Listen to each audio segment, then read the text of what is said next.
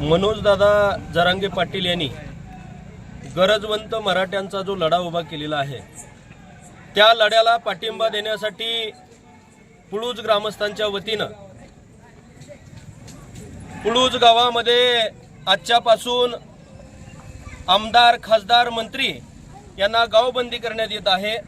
मी प्रथमतः सकल मराठा समाज पुळूज गावाच्या वतीनं महाराष्ट्र राज्यातील 145 नामर्द आमदारांचा, मराठा आमदारांचा मी या ठिकाणी प्रथमतः निषेध करतो। ज्यांना मागील 50 वर्षामध्ये मराठा समाजानं 288 आमदारांपैकी बहुमत हे मराठा समाजातील आमदारांचं आहे, परंतु मराठा समाजासाठी त्यांची कोणतीही इच्छाशक्ती दिसत नाही, म्हणून मी प्रथमतः सकल मराठा समाज पुळूज गावाच्या वतीने त्यांचा निषेध करतो।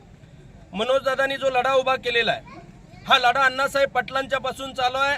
शेकडो लोकांनी मराठा समाजाला ओबीसीतून आरक्षण मिळावं म्हणून आपल्या प्राणाची आहुती दिलेली आहे, परंतु 29 ऑगस्ट रोजी मनोजदादा जरांगे पाटलांनी अंतरवाली सराटी येथे 17 दिवसाचं आमरण उपोषण केलं। त्यानंतर कोट्यावधी मराठ्यांचा अंतरवाली सराटीला भव्य अशी ग्रीनिज बुकमध्ये नोंद होणारी सभा झाली। मला महाराष्ट्र शासनाला विनंती करायची आहे की आपण अजून किती बळी घेणार आहात। मागील 4 दिवसापासून मनोजदादा जरांगे पाटील पुन्हा आमरण उपोषण करण्यासाठी बसलेले आहेत, म्हणून पुळूज ग्रामस्थांनी या ठिकाणी निर्णय घेतलेला आहे की उद्याच्या सोमवारपासून बेमुदत साखळी उपोषण सकल मराठा समाज पुळूज या ठिकाणी करणार आहे आणि मनोजदादा जरांगे पाटलाच्या पाठीशी खंबीरपणाने उभा राहणार आहे। मला महाराष्ट्र शासनाला विनंती करायची आहे, जर केंद्र सरकार 370चं कलम घटनेमध्ये दुरुस्ती करून एका दिवसामध्ये जर लागू करू शकतं, पहाटेच्या 4 वाजता शपथविधी घेतला जाऊ शकतो, तर मागील 50 वर्षाची मराठा समाजाची मागणी आहे। महाराष्ट्र सरकारला आमच्या मनोजदादांच्या माध्यमातून जी मागणी केली जाते की आम्ही सर्वजण कुणबी आहोत, मराठवाड्यामध्ये असेल, विदर्भामध्ये असेल, आमचे 60% मराठा बांधव हे कुणबी आहेत।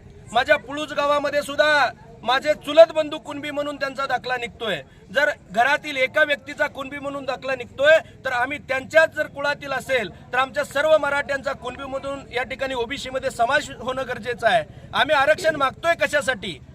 जर एका बाजूने बघितलं तर आमचे 94-95% मार्क मिळवणाऱ्या मुलाला आम्हाला 1.5 ते 2 लाख रुपयाच्या फी भराव्या लागतात आणि एकीकडून सांगितलं जातं की मराठा समाज हा श्रीमंत आहे आणि या श्रीमंत लोकांनी, या नेते मंडळींनी आमच्या या गोरगरीब मराठ्यावरती अन्याय केलेला आहे। आज जर आपण सर्वे केला तर आर्थिक दृष्ट्या 95% मराठा समाज त्याच्या अन्न, वस्त्र, निवारा या मूलभूत गरजा सुद्धा पूर्ण करू शकत नाही। म्हणून मनोजदादा जरांगे पाटलांनी जे उपोषण या ठिकाणी केलेलं आहे शांततेच्या मार्गाने केलेलं आहे। सरकारला विनंती आहे की आपण मराठा समाजाचा अंत पाहू नका, कारण मराठा समाज, आता मराठा समाजाने आपल्या समोर हात टेकलेले आहेत।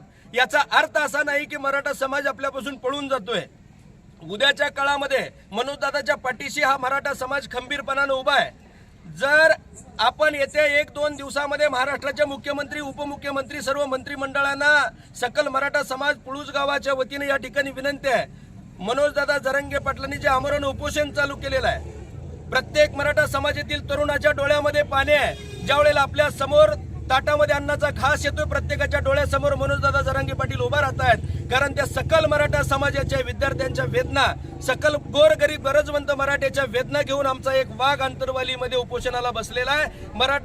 मराठा समाजाच्या वतीनं सरकारला या ठिकाणी विनंती करण्यात येत आहे की आपण मराठा समाजाचा अंत पाहू नका। आजपर्यंतचे सर्वच्या सर्व इतिहास हे मराठा समाजानंच घडवलेले आहेत आणि इथून पुढे जर आपण मराठा समाजाला दुर्लक्षित करत असाल, वेगवेगळ्या बातम्या या ठिकाणी येत आहेत, काही जण म्हणतात आम्ही 96 कोळी मराठा आहेत। हात जोडून त्या मराठ्यांना विनंती आहे, जर तुम्हाला आरक्षण नको असेल, 95% गरीब मराठा समाज या ठिकाणी लढतोय। कोण जर मराठा समाजाच्या वाकड्यात जात असेल तर निश्चितपणाने ते सर्वांना महागात पडणार आहे आणि म्हणून उद्यापासून आमच्या पुळूज गावामध्ये साखळी उपोषण चालू होते आणि कोणताही आमदार, खासदार, कोणताही मंत्री जर या गावामध्ये येत असेल तर निश्चितपणाने त्यांनी आपल्या पदाचा आदर करून, कारण प्रत्येक गावागावामध्ये बोर्ड लागले, त्याने आपल्या पदाचा आदर करावा। आणि मी पुन्हा एकदा या ठिकाणी मी नामर्द या शब्दाचा उल्लेख करतोय। ज्या मराठा समाजाने अनेकांना नेते केलं, अनेकांना मोठं केलं, त्यांनी मोठ्या मनाने सगळ्यांनी राजीनामे द्यायला हवे होते, परंतु हे पदाला, खुर्चीला चिटकून बसलेले नालायक आमदार यांनी मराठा समाजावरती अन्याय केलेला आहे।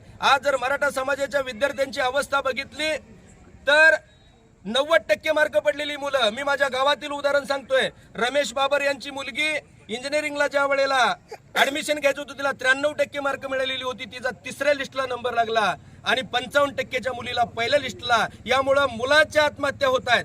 म्हणून सरकारला विनंती आहे की आम्ही राजकारणासाठी आरक्षण मागत नाही, आम्ही आरक्षण याच्यासाठी मागतोय की घोड्याच्या शर्यतीमध्ये गाढव पुढे निघून चाललेला आहे आणि निश्चितपणानं भारत देशाची जी प्रगती थांबलेली आहे. आज 50%चा कलेक्टर होतोय आणि 90%चा त्याच्या हाताखाली फाईल उचलण्यासाठी शिपाई होतोय. जर आम्ही या माहिती तंत्रज्ञानाच्या युगामध्ये म्हणतोय की भारत महासत्तेच्या दिशेनं वाटचाल करतोय, कधीच ती महासत्तेच्या दिशेनं वाटचाल होणार नाही. म्हणून पुन्हा एकदा महाराष्ट्र सरकारला विनंती आहे, मुख्यमंत्री साहेबांना विनंती आहे, उपमुख्यमंत्री साहेबांना विनंती आहे की आपण मनोजदादा जरांगे पाटलाच्या मागणीचा विचार करावा, सकल मराठा समाजाच्या मागणीचा विचार करावा. नाहीतर इथून पुढच्या 2-3 दिवसाच्या काळात जी आंदोलनं होणार आहेत ती महाराष्ट्र सरकारला कधीही झेपणारे असणार नाहीत. म्हणून या 2 दिवसामध्ये आपण निर्णय घेऊन मनोजदादा जरांगे पाटलांनी गरजवंत मराठ्याचा जो लढा उभा केलेला आहे त्यांच्या निर्णयाचा आपण या ठिकाणी 2 दिवसामध्ये विचार करून कुणबी प्रमाणपत्र आणि ओबीसी मध्ये मराठा समाजाचा या ठिकाणी समावेश करावा. निश्चितपणानं आपण तो समावेश केल्यानंतर हा मराठा समाज आपल्याला डोक्यावरती घेईल आणि अन्यथा आपण जर या मागणीचा विचार नाही केला तर आपल्याला पायाखाली हा मराठा समाज तोडल्याशिवाय राहणार नाही. एवढीच मी सकल मराठा समाज पुढच्या गावाच्या वतीने विनंती करतो. आणि उद्यापासून साखळी उपोषण या ठिकाणी चालू होणार आहे. आजपर्यंत आम्ही समाजासाठी लढत राहिलो, आजपर्यंत आम्ही या मंत्र्यांच्यासाठी आमदारांच्यासाठी लढत राहिलो, पण जर आमच्या मराठा समाजासाठी जर कुठला आमदार मंत्री लढत नसेल तर आम्हाला आमच्या मुलांच्या भविष्यासाठी, आमच्या पोटा पाण्यासाठी आम्हाला हे सगळं सोडून द्यावं लागेल. कुठल्याही आमदार खासदार मंत्र्याच्या पाठीशी आम्ही कुणी उभा राहणार नाही. हा सकल मराठा समाजाच्या वतीनं आपल्याला या ठिकाणी इशारा देतो.